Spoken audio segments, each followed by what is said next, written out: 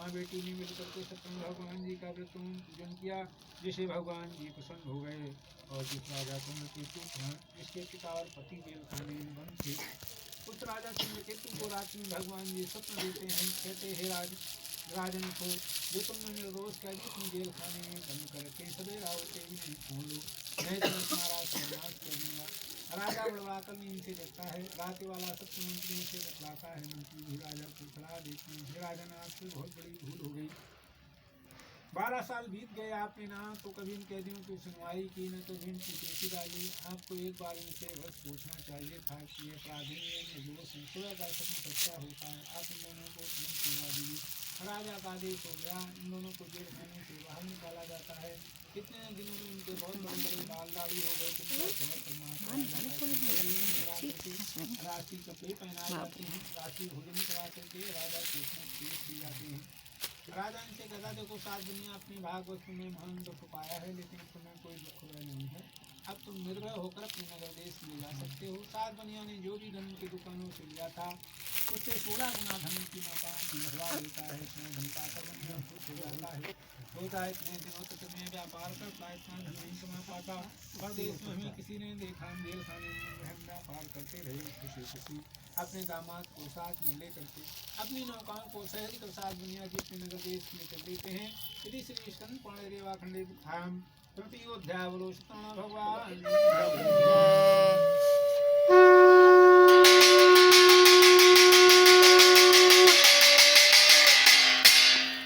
चौथे अध्याय में शिव जी महाराज जी बता रहे हैं, 7 दुनिया जी अपने नगर देश के लिए चले जा रहे हैं। भगवान जी ने परीक्षा ले रहे हैं, देखें इतने दिनों तक जेल खाने में 7 दुनिया जी बंद रहे, कितना इनको कष्ट मिला, देखें इनका कुछ परिवर्तन हुआ कि नहीं। भगवान जी ने दंडी स्वामी का रूप बनाया, जिस रास्ते से ये 7 दुनिया जी जा रहे थे, इनके सामने जाकर के कहते हैं, तुम्हारी नौकाओं में क्या धन भरा है, मेरी अवहेलना करके तुम कहाँ चले जा रहे हो, कुछ मत दान दक्षिणा करके जाओ। बनिया ने सोचा हो न हो कोई चोर है, उसके साथ इधर झाड़ियों नीचे के बैठे होंगे, अगर ये जान गया हमारी नौकाओं में धन भरा है, निश्चय हमें लूट लेगा। 7 दुनिया जी कहने लगे, हमारी नौकाओं में दंडी स्वामी जी कोई धन नहीं, हमारी नौकाओं में तो लता पात धनिया मिर्चा तेजपात भरा हुआ है, मैं आपको कहाँ से दक्षिणा दे दूँ। भगवान जी कहने लगे, जाओ 7 दुनिया, जैसा तुम कह रहे वैसा ही तुम्हारी नौकाओं में हो जाए। थोड़ी दूर पर जाकर एक बरगद का पेड़ था, जिसके नीचे दंडी स्वामी जी बैठ जाते हैं। बनिया ने सोचा चलो बहुत अच्छा हुआ, जल्दी ही इससे पीछा छूट गया। लेकिन जब लौटकर 7 दुनिया अपनी नौकाओं को पर आते हैं, देखा धन गायब है। जो नौकाएं धन के वजन से पानी में दब करके चलती थी, धन के गायब हो जाने से, भार के हल्का हो जाने से वही नौकाएं पानी के ऊपर उठाती हैं। इसी समय कांदी का झोंका आता है, इसका लता पर धनिया मिर्चा उड़ उड़ कर नदी में गिरने लगता है। बनिया को धन बहुत प्यारा होता है, उसने देखा है मेरा धन गायब हो गया, मैं लुट गया, बर्बाद हो गया, रोने लगता है, रो रो करके पत्नी पर गिरकर बेहोश हो जाता है। दामाद आकर होश में लाता, बोला पिताजी व्यापार में झूठ बोला जाता है, लेकिन आपने दंडी स्वामी जी से क्यों झूठ बोल दिया। दंडी स्वामी जी सब कुछ करने में समर्थ हैं, दंडी स्वामी जी ने श्राप दे दिया है, हमारा धन गायब हो गया है, इस शरण में चलें तभी कल्याण होगा। दामाद की बात मान करके बनिया आता है, दंडी स्वामी जी के आगे निराकार मुझसे बहुत बड़ी भूल हो गई, जीवन में पहली दफा मैं झूठ बोला, इसके पहले मैं कभी झूठ नहीं बोला। मेरी नौकाओं में धन भरा हुआ था, मैंने झूठ भी आपसे कह दिया कि धनिया निकला है, तो मेरा अपराध मेरी नौकाओं को धन से परतने कर दो। भगवान जी प्रसन्न हो गए, 7 दुनिया जी की नौकाओं को धन से परतने कर दिया। इधर 7 दुनिया फिर अपनी नौकाओं को सहज कर अपने नगर देश में चल देते हैं, और जब घर में नौकर को ले जाकर सेठानी जी से बतला दो, सेठ जी नगर के नजदीक आ गए हैं, भगवानों का पूजन करने के लिए सेठानी जी मंदिर पर आ गए। उस समय लीलावती सत्यनारायण भगवान जी का पूजन करने के लिए नौकर ने आकर घर में बतलाया, सेठानी जी सेठ जी नगर के नजदीक आने ही वाले हैं, भगवानों का पूजन करने के लिए आपको मंदिर पर बुलाया है। लीलावती ने कलावती से कहा, देखो बेटी तुम्हारे पिताजी आ गए हैं, भगवानों का पूजन करने के भगवान की पूजा कथा समाप्त हो जाए, तब तुम इसके पास में आना। लीलावती तो नदी पर चली जाती है, कलावती भी झटपट भगवान की पूजा समाप्त करती है, मंदिर में भगवान का प्रसाद भी नहीं लेती है, और अपने पति के दर्शनों की लालसा है कि भी नदी पर कर लेती है। भगवान जी ने देखा इसने मेरे प्रसाद का अनादर कर दिया है। जिस नौका को पर इसका पति होता है वह नौका जल में डूब जाती है। कलावती के घाट के ऊपर पहुँचती है, अपने पति को नहीं देखती है, रोने लगती है। करोड़ों पक्षी करके पर बेहोश हो जाती है। सोचने और तेरी पति पत्नी के शरीर का आधा अंग होता है। आधे अंग के चले जाने पर मैं भी करके क्या करूँगी। अपने पति की काम ले करती है, सती होने के लिए उद्धत हो जाती है। उसी समय आकाश से आकाशवाणी होती है, हे साधु इसमें तुम्हारा कोई दोष नहीं है। तुम्हारी बेटी ने मेरे प्रसाद का अनादर किया है। यदि घर जाकर भगवान के प्रसाद को ग्रहण करेगी तो पति मिल जाएगा।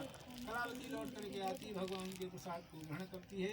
इसके बाद जब वे लौट करके अपने नदी पर पहुँचती, अपने पति से मिलती है। सात दुनिया जी वही नदी किनारे पर सारे नगरवासियों को बुलाते हैं।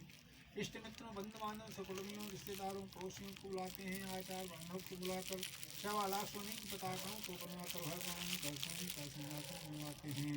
हृदय तुम भगवान जी का पूजन करते हैं और भगवान के इस प्रधानी कथा को सुनते हैं। जिस सत्कार को करण से साधु बनिया जी के भी सारे पाप नष्ट हो जाते हैं और ये साधु बनिया जी की पृथ्वी के सारे सुख भोगते हैं। धन संपदा से परिपूर्ण होकर अंत में मोक्ष धाम को जाते हैं। तो इसलिए स्तनपाणी रेवा खंडे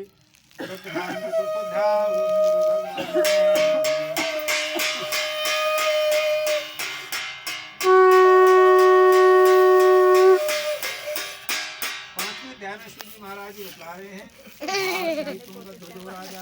अंगूर मिलेंगे, अंगूर।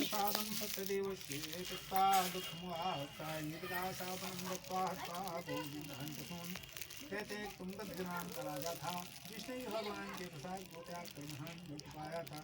एक समय राजा वन में शिकार खेलने के लिए जाता है। शिकार का पीछा करते करते राजा को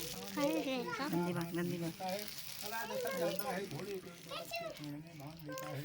राजा ने देखा पास में जाकर एक जलाशय तालाब है जहाँ पर जाकर राजा ने जल किया स्नान करने लगा। पास में ही कोल वाले लोग सतरण भगवान जी का पूजन कर रहे थे, भगवान की कथा सुन रहे थे।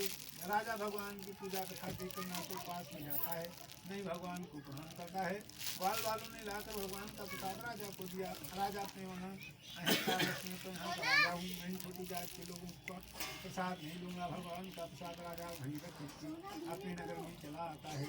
राजा जब अपने नगर में पहुँचता देखा राजा के 100 पुत्र थे जो भी धनगाना दिखता राजा का मृत्यु हो गया है।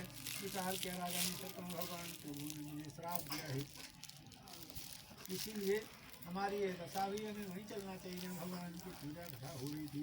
राजा लौट कर आता, भगवान की पूजा कथा में शामिल होता है, भगवान का प्रार्थना करता है। इसके बाद राजा जब लौट करके अपने घर आता है, इसके सभी पुत्र जो भी धनगाना दिखता है राजा भी अब हर पूर्णिमा को सतम भगवान जी का भी पूजन करने लगता है। इसको करने से राजा भी के सारे सुख भोगता है, धन संपदा से प्रसन्न होता है और भोग प्रधान को जाता है। अब जिन जिन लोगों ने इस पृथ्वी के ऊपर किया उनको दूसरे जन्म का स्थान देता हूँ। प्रधान नाम के ब्राह्मण की कथा सुनी, यह प्रधान जी दूसरे जन्म से रामा नाम के ब्राह्मण होते हैं। भगवान कृष्ण जी की भक्ति करते हैं, भोग प्रधान को जाते हैं। लकड़ारे की कथा लकड़ारा दूसरे जन्म में गौराज विशाल होता है। भगवान और दीदी भी नहीं खाई।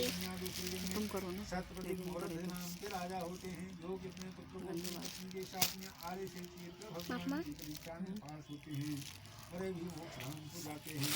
कुंभकर्ण नाम का राजा दूसरे जन्म में स्वयंभू मनु होते हैं, भगवान की भक्ति करते हैं, शाम को जाते हैं। इस कलकाल कलयुग में सत्यनारायण भगवान जी के प्रति पूजन को जो भी कोई करता है उसके सारे पाप नष्ट हो जाते हैं।